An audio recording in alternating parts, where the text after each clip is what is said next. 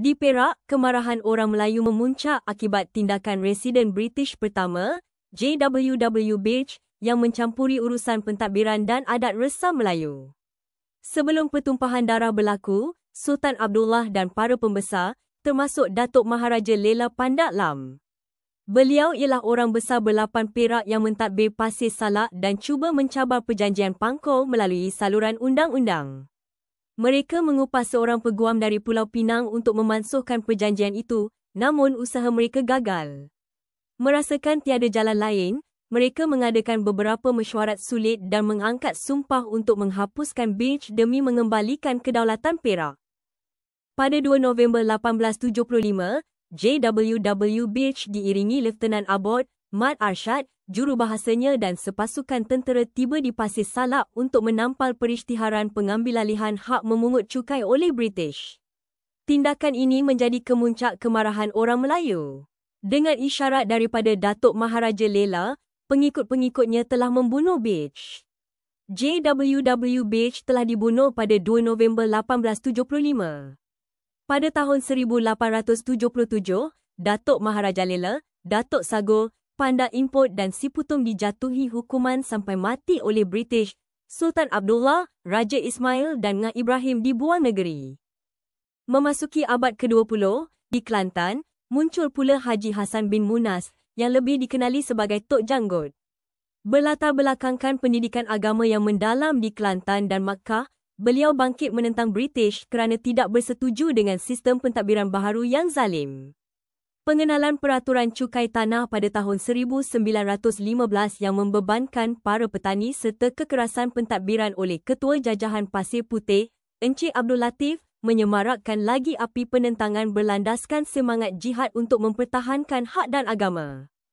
Pada 29 April 1915, Tok Janggut memimpin satu mesyuarat besar bagi memboikot cukai British dan seterusnya berjaya menawan Bandar Pasir Putih.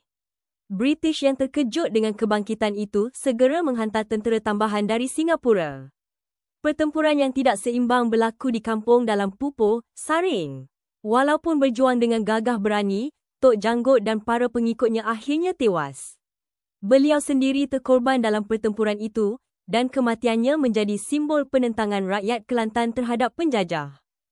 Di Sabah, Mat Salleh atau Muhammad Salleh dilahirkan di Imaman, Sabah, seorang pahlawan berketurunan Bajau dan Suluk, menjadi duri dalam daging bagi syarikat Borneo Utara British, SBUB. Beliau menentang SBUB yang mengambil alih hak pembesar tempatan untuk memungut cukai. Mat Salleh cuba membuat rundingan dengan SBUB namun Gubernur Beaufort menyifatkan Mat Salleh sebagai mengancam mereka. Pada Julai 1897, beliau menyerang pusat pentadbiran British di Pulau Gaya dan membina kubu di Ranau.